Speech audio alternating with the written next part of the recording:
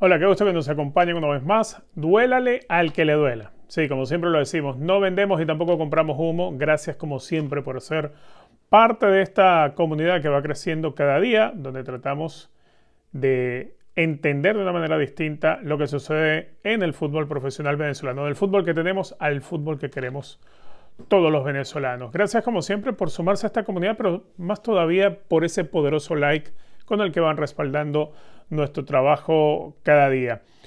Si no te has suscrito al canal, no sé qué estás esperando. Este es el momento de hacerlo. Es gratis, no te cobramos por el comentario ni por participar en el chat. Por supuesto, tus opiniones son bienvenidas.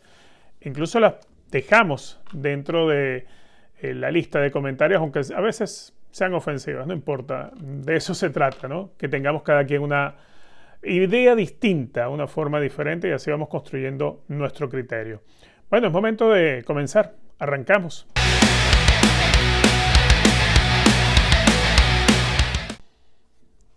Bueno, como ya lo habíamos anticipado en días anteriores, la lista de la selección boliviana ha salido, la que dirige Villegas, y en ese listado, en esa convocatoria para los partidos frente a Venezuela y frente a Chile, pues no está el mejor futbolista boliviano, lo cual dentro de todo pues es una muy mala noticia para la selección boliviana y para el partido frente a Venezuela, pues disminuye a la verde, sin duda alguna, no poder contar con su mejor jugador. La ausencia de Ramiro Vaca sugiere muchísimas cosas, ¿no? En el proceso de Villegas, Ramiro Vaca ha sido uno de los jugadores fundamentales, es un jugador clave no solamente en la selección del Altiplano, sino también con su club, el Bolívar de La Paz, por la capacidad que tiene para jugar de interior por izquierda, de extremo y a veces aparecer incluso en posición de media punta. Es uno de los goleadores de la presente edición de la Copa Libertadores de América. Para los que no están muy enterados con el caso de Ramiro Vaca, pues resultó positivo en el examen antidoping antes del partido que jugaron contra el Sporting Cristal de Perú. Se le hizo la prueba a varios jugadores, o mejor dicho, no que se le hizo la prueba, se sortearon los jugadores, como suele ser, que son los que al final iban a tener que pasar para las muestras de orina. Tras ese partido pasó Ramiro Vaca, que fue uno de los que quedó para ser observado, dio positivo por una sustancia que está relacionada con tratamientos nutricionales para aumentar la masa muscular. Ramiro Vaca es un jugador bastante delgado, decirlo de alguna manera, y bueno, lo que estaba buscando era aumentar su masa muscular. ¿Por qué no queda dentro de la convocatoria de la selección boliviana? Bueno, se sostiene la suspensión temporal, ese es el primer motivo. El otro es que dentro del trabajo que está tratando de hacer Ramiro Vaca junto a sus abogados, ve que no hay demasiadas posibilidades de estar liberado de esa suspensión temporal antes del partido. Por eso han decidido solicitar la apertura de la segunda prueba. La segunda prueba se le hace la apertura en los laboratorios que están en Alemania, lo cual puede demorar varias semanas. Obviamente se pierde el partido contra Venezuela ya de entrada. El caso de Ramiro Vaca llama tanto la atención porque de hecho contrató su club, el Bolívar, a los mismos abogados que atendieron el caso de Paolo Guerrero. No es que hayan salvado a Paolo Guerrero, ¿se acuerdan de aquella suspensión que se le había dado por positivo de una sustancia que también se encuentra en la cocaína a Paolo Guerrero? En ese momento, Paolo Guerrero se le había aplicado una suspensión, si mal no recuerdo, de 14 meses y venía a la Copa del Mundo de Rusia 2018 y se trasladó a visitar a Gianni Infantino, Paolo Guerrero con el presidente de la Federación Peruana, y Gianni Infantino buscó la manera de permitirle ser parte de la selección peruana para la Copa del Mundo y con la promesa que al terminar pues pudiera seguir cumpliendo su suspensión de 14 meses. Pero igualmente Paolo Guerrero no pudo evadir lo que era la suspensión. Este grupo de abogados que son expertos precisamente en casos de doping son los que están atendiendo el caso de Ramiro Vaca. Ya se exculpó al médico del Bolívar de La Paz, incluso al fisioterapeuta y al nutricionista del equipo. Parece que esto viene, según alega Ramiro Vaca, por haber atendido a un nutricionista fuera del club y de la selección. Y obviamente este nutricionista que habría contratado para que le ayudara a aumentar su masa muscular, pues le recomendó este medicamento que al final tiene sustancias que están prohibidas para el deporte. Ese es el problema que se ha presentado con Ramiro Vaca, por eso queda fuera de la convocatoria de Oscar Villegas para enfrentar a Venezuela y a Chile. La noticia obviamente no es mala para Venezuela, repito, está disminuyéndosele a Bolivia por no poder contar con su mejor jugador. El segundo mejor jugador de Bolivia sí va a estar, Miguel Trigueros. Juega más en el ataque, más posición de extremo por derecha. Es junto a Ramiro Vaca los dos mejores jugadores que tiene la selección de Villegas en este momento. Trigueros, que juega en la segunda división de Brasil, en la Serie B, con el América de Minas Gerais, si mal no recuerdo. Estuvo incluso preso después de un partido por la acusación de un insulto racista a un rival del otro equipo. Se le aperturó una investigación. En Brasil son muy estrictos con los temas de insultos raciales, y en un partido de fútbol pues aparentemente eso es lo que habría sucedido, pero es algo que no figura en el expediente del árbitro. Al final un juzgado civil en un juzgado civil se le impone una suspensión de 5 partidos y una multa, si mal no recuerdo, como unos $17,000, algo así. Los 5 partidos de suspensión en el campeonato brasileño, pero no es una suspensión que vaya a partidos internacionales, partidos de selección. Es como cuando te ganas una roja en tu club y te suspenden para el próximo partido, pero puedes jugar con la selección porque ocurre dentro del torneo doméstico. Si esto hubiese pasado de pronto en un torneo de la CONMEBOL, ahí sí, porque estamos hablando de un tema de un partido internacional. De todos modos, salió de la prisión a las pocas horas. Lo detuvieron y lo llevaron preso el mismo día del partido. Al terminar el partido lo estaba buscando la policía, cosa que me parece exageradísima, pero bueno. Miguel Trigueros tenía una prohibición de salida de Brasil, y eso es lo que estaba complicando su convocatoria con la selección boliviana. La prohibición de salida del país mientras se llevaba a cabo la sentencia final, que ha sido estos 5 partidos más los $17,000, creo, de multa. Va a viajar. De hecho, Bolivia concentra mañana domingo, empieza a concentrar mañana domingo Oscar Villegas a sus jugadores en La Paz. Van a estar trabajando y después se desplazarán a Venezuela. Pero así comienza esta convocatoria boliviana. Mañana creo que vamos a tener una canchita, vamos a estar hablando un poco acerca de lo que pudieran ser las alternativas en Bolivia a la ausencia de Ramiro Vaca, cómo puede jugar Bolivia, obviamente detalles que tendría que tener en consideración la selección venezolana de fútbol, que seguro ya el Bocha Batista la está analizando. Y algo que es importante recalcar, ¿no? Venezuela todavía sigue esperando y creo que va a ser hasta último momento, por la situación tanto de Jefferson Soteldo como de Savarino. La información que yo manejo es que ambos van a llegar muy justos, pero van a llegar al partido. Por eso nos compartía en una entrevista esta misma semana Jorge Jiménez, decía que bueno, que la federación iba a enviar al cuerpo médico de la selección a evaluar tanto el caso de Savarino como el de Soteldo en persona. No solamente quedarse con la respuesta o el informe del club. Recuerden que el Santos no ha hecho oficial ni ha publicado ninguna comunicación en el caso de Jefferson Soteldo. Yo lo venía diciendo desde comienzos de semana. Es raro. Hacía pensar que, bueno, probablemente se está llevando hasta lo último para poder determinar si va a poder estar o no. No creo yo que sea demasiado prolongado, más allá de unos 7, 8 días más.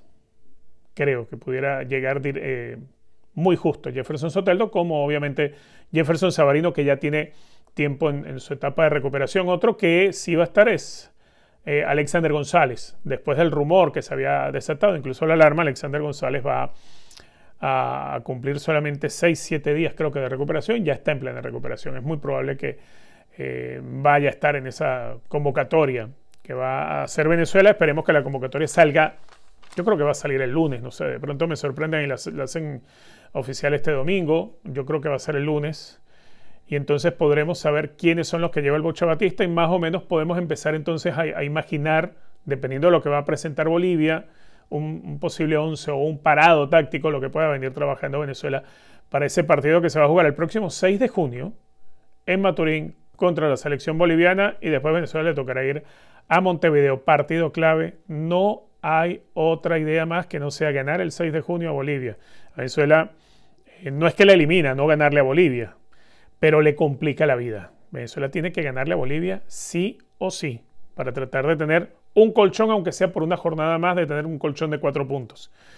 Y lo más importante es que Bolivia no sume en ese partido frente a Venezuela en Maturín. La Vinotinto tiene que estar enfocada solamente en eso, en la victoria. Le toca un partido muy parecido al que se jugó con Perú. Es el rival directo en este momento, es el rival al que hay que ganar. No hay que estar pensando en que le vamos a cobrar los 4 que nos metieron en el alto, ni mucho menos. Aquí lo que hay que pensar es en ganar. Sea por 1, por 2, por 3, por 4. Si es por muchos, mejor. Pero lo que cuenta es ganar. Eso es lo que a Venezuela en este momento le tiene que interesar, es ganarle a la selección boliviana. Duélale al que le duela. La Vinotinto Sub-17 no deja de darnos satisfacciones. Qué bueno el trabajo del equipo que dirige Osvaldo Vizcarrondo, que ya vamos a hablar también de su nombramiento como seleccionador nacional Sub-20. En el caso de esta selección Sub-17, recordemos el trabajo que se hizo en el Sudamericano, su primera experiencia dirigiendo en un torneo de Conmebol con la Sub-17, y Osvaldo Vizcarrondo los logra clasificar a la Copa del Mundo. Es algo importantísimo, porque además aquella selección Sub-17 tuvo juego, tuvo identidad, tuvo variantes, tuvo jugadores con bastante peso. Por decir, bueno, en aquella selección el caso de Diego Cloud durante el Sudamericano es importantísimo, un jugador que milita en un club de segunda división, que es el antiguo Deportivo Italia o Deportivo Italchacao, hoy en día convertido en Miranda Fútbol Club, que juega en la segunda división y que hace vida en la ciudad de Los Teques. De ahí viene Diego Cloud. Después en esta selección, a lo largo del torneo Canteras de América, de manera invicta se supera el grupo de primeros, después de un par de empates contra Universidad Católica de Chile, el empate también contra Montevideo City Torque, y después derrotando por goleada a Palmeiras de Brasil. Y después, claro, en la siguiente etapa, el triunfo sobre México, 2-1 en semifinales, y la victoria que se consigue 2-0 frente a Gremio de Porto Alegre en la final que se juega este sábado. Jugadores importantes, trabajo que viene en seguimiento, que viene en paralelo. Hay algo importante para esto. A ver, no es pensar que este torneo sea ya algo como calibrar una Copa del Mundo, porque hay diferencias de estos torneos. Para empezar, tengamos claro que son torneos donde participan clubes y selecciones. Ya por allí se entiende el carácter amistoso que tiene. ¿Dónde está lo valioso de este torneo? Incluso más valioso, más allá de ganar el torneo, como lo gana Venezuela, con solvencia, viniendo de menos a más. Porque digo de menos a más porque se empezó empatando partidos. Fue una selección que fue mejorando en defensa a lo largo que entraba y avanzaba el torneo. Fue una selección que mejoró en muchos aspectos, mostró pegada, que es importantísimo.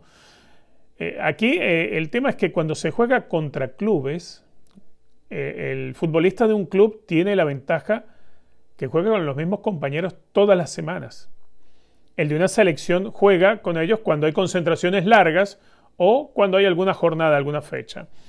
Este grupo, que viene precisamente del sudamericano de la categoría, quizá no tiene la frecuencia que pueda tener el jugar cada fin de semana con los mismos compañeros cuando eres parte de un club.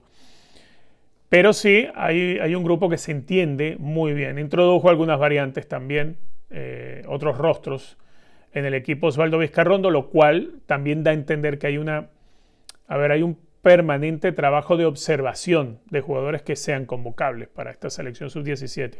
Repito, cuando se juega en esas categorías y en esta clase de torneos, la principal ganancia no es el trofeo que se va a traer Venezuela, que por supuesto, bienvenido sea ir poniendo un trofeo en las vitrinas de la federación. Eso siempre es importante, ¿no? Pero al ser un torneo de estos amistosos, la principal función para una selección, y eso creo que lo entiende así Osvaldo Vizcarrondo, es el roce que se tenga de competencias internacionales. Yo siempre he dicho que, en categorías menores, el que puede sacar diferencias es el que ha tenido otra experiencia, otro contacto a nivel de jugadores profesionales o a nivel de torneos internacionales, de enfrentarse a jugadores de otros países.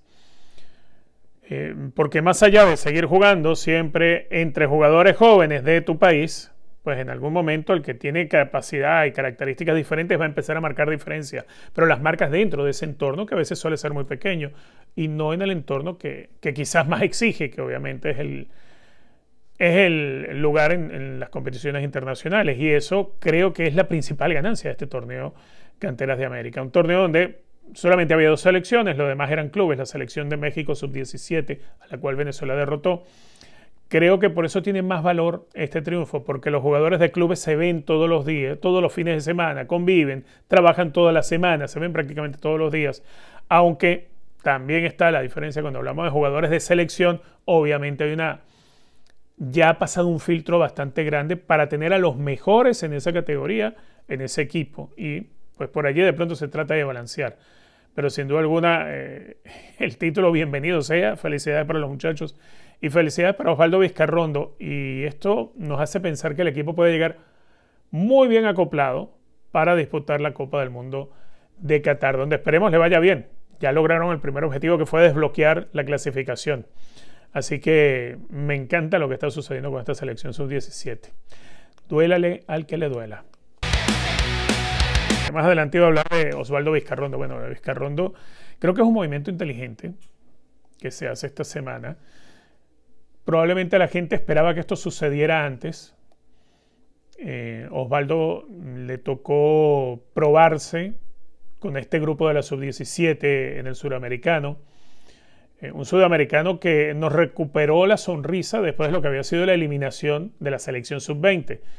Repito, que Baliño había tenido un muy buen trabajo, pero después las cosas no le empezaron a dar y no solamente no se le empezaron a dar, a Baliño el equipo dejó de funcionarle. No se dan los resultados y no se daba el fútbol tampoco. Y sí, fue un fracaso que vivió Ricardo Baliño. Vizcarrondo creo que ha ido creciendo de una manera importante en su carrera, ¿no? Cuando él estaba dirigiendo el equipo femenino del Nantes en Francia, donde él jugó, de hecho él jugó en el Nantes, y después el Nantes se encontraba en situación de descenso y había que sacar el equipo, echaron al técnico y Osvaldo lo pusieron a trabajar como técnico, pero no era asistente técnico, nombraron a 2 técnicos interinos, se trabajó en dúo para salvar al Nantes, lograron salvarlo, lo lograron mantener en la primera categoría.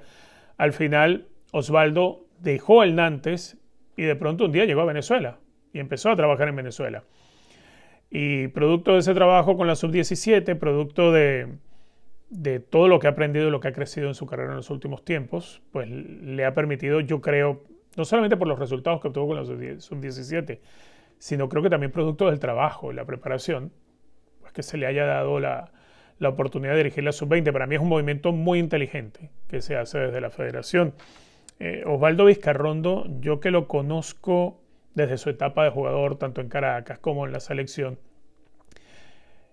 desde que era jugador se entendía que era un perfil de futbolista muy inteligente para el juego táctico, muy inteligente para el juego táctico. Y eso es quizá la base del que se va a convertir en un técnico, en un entrenador. Tanto el juego posicional como el de ocupación de espacios, todo ese tipo de cosas siempre las supo manejar bien como jugador. Fue muy inteligente siempre en su carrera. Osvaldo Vizcarrondo quizá no era el mejor cabeceador, no era el más rápido, pero sí era el más inteligente muchas veces. Era el que sabía cómo anticipar, sabía cómo acomodar el cuerpo a la espalda de un delantero para que no te diera una media vuelta, ese tipo de detalles, ¿no? Y obviamente el posicionamiento siempre táctico. Osvaldo Vizcarrondo tenía ya esa característica desde su etapa de jugador. Y claro, ya al empezar a trabajar como entrenador y tener el desarrollo, además haber estado trabajando como entrenador en Europa, ya te da otra perspectiva, ¿no? Del entendimiento de las cosas que hay que hacer. Así que yo en lo particular, aparte de cómo conozco a Osvaldo, me contenta muchísimo, me contenta mucho porque sé lo duro que trabaja él para conseguir las cosas y esto es un logro en base también a un merecimiento de Osvaldo Vizcarrondo. Duélale al que le duela. John Aramburu, qué buena noticia la de John Aramburu. Siempre que hablamos de John Aramburu es algo bueno. Rara vez pasa algo malo con John. Creo que la única vez que yo mostré inconformidad con alguna decisión de John Aramburu fue cuando lo llevaron de la primera división de Venezuela a jugar en la tercera de España. Porque creía que, bueno, de pronto, y todavía lo sostengo, un jugador que se vaya de primera división de Venezuela a tercera en España, y más aún entendiendo el nivel de John Aramburu, igualmente hoy sucede con otro jugador y me va a chocar que suceda. Pero John persistió y confió en el camino que se había trazado, y al final Imanol Alguacil pues lo terminó considerando y lo llevó al primer equipo de la Real Sociedad, y allí se ha quedado. Le ha tocado este sábado jugar en el último partido de la temporada, en el Santiago Bernabéu, enfrentar al Real Madrid, que ya lo había hecho otras veces, enfrentar duelos nuevamente contra Vinicius Junior, alguna que otra contra Mbappé, pero lo más importante es que ha estado presente en la despedida de Luka Modric, un histórico, una leyenda del Real Madrid, y la despedida también de Carlo Ancelotti. Ahí estuvo John Aramburu, y repasando los números de John Aramburu, no es de los que tiene mejor evaluación. El Real Madrid le gana con facilidad a la Real Sociedad 2-0. John Aramburu termina dentro del promedio de evaluación que le hacen al equipo, que es 6.4, salvo Take Kubo. John Aramburu, al igual que la mayoría de sus compañeros, estuvieron 1,5 puntos casi por debajo de él. En el partido de hoy, vamos a repasar las estadísticas que tuvo John Aramburu en el partido de hoy. Bueno, a mí aquello de los porcentajes de pase y todo aquello, John Aramburu trata de apoyarse mucho por la banda derecha. Acertó 36 de 43 pases, todos por esa banda, sobre Take Kubo. En un partido siempre complicado, tuvo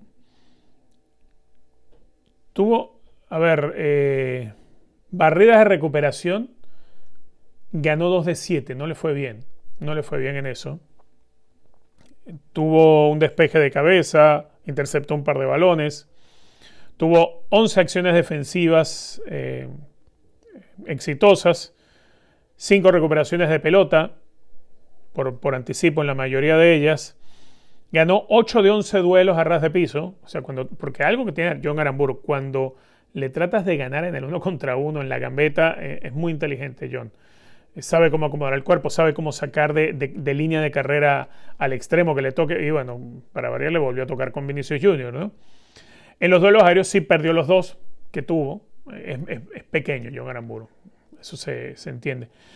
Y no es que haya cometido demasiadas faltas, tan solo una, por lo menos una le vieron nada más. John Aramburu es uno de los que va a llegar con muy buen ritmo para esa convocatoria, seguramente, y entendiendo que ya también se confirma que Alexander González va a estar. El que hoy no entró en la convocatoria para ese último partido en la primera división española con el Real Valladolid fue Darwin Machís. Machís, creo yo, está a la espera, obviamente, el Bocha Batista, que pueda jugar en caso que no se presente Jefferson Soteldo, que pueda entrar en la convocatoria, salvo alguna que otra sorpresa que pueda traer, que seguramente va a haber alguna sorpresa. Batista siempre tiene alguna sorpresa en las convocatorias. Pero esperemos a ver qué sucede con Darwin Machís, esperemos a ver, como decía anteriormente, sobre Soteldo, sobre Savarino, para ver cómo estructura el 11, que no solamente el 11, la convocatoria de los que van a estar para la doble fecha frente a Bolivia y frente a Uruguay. De momento John Aramburu cierra una muy buena temporada en la Liga Española. En algún momento tuvo que compartir la titularidad en ese puesto del lateral derecho de la Real Sociedad de San Sebastián, pero sin duda alguna también en el último partido de Imanol Alguacil como su técnico, pues John Aramburu se convirtió en el lateral derecho que más partidos jugó en la temporada. De las 3 opciones que tiene la Real Sociedad para el puesto, donde obviamente hay jugadores como Odriozola en alguna que otra oportunidad juega en el puesto. Hamari Traoré es el que en los últimos partidos había sido titular en alguno que otro partido, y Aramburu estaba viniendo desde el banco de suplentes. Al final creo yo que a lo largo de la temporada Aramburu le termina comiendo el puesto a Traoré y termina siendo el el lateral derecho estelar de la Real Sociedad de San Sebastián, aunque en varios partidos de estas últimas semanas no había sido titular y terminó viniendo desde el banco de suplente. John Aramburu es uno de los puntuales que va a tener seguramente la selección venezolana en esta convocatoria, que esperemos salga para este lunes a más tardar, para empezar a analizarla y ver de qué manera se va a afrontar ese partido que hay que ganar frente a la selección boliviana. Duélale al que le duela. Siempre les agradezco por acompañarnos a lo largo de todo este podcast, por ser parte de esta comunidad donde queremos que el fanático tenga una voz diferente, una forma distinta de pensar, que no se quede solamente con lo que te ofrecen de una vía y no se quede solamente aplaudiendo lo que está bien.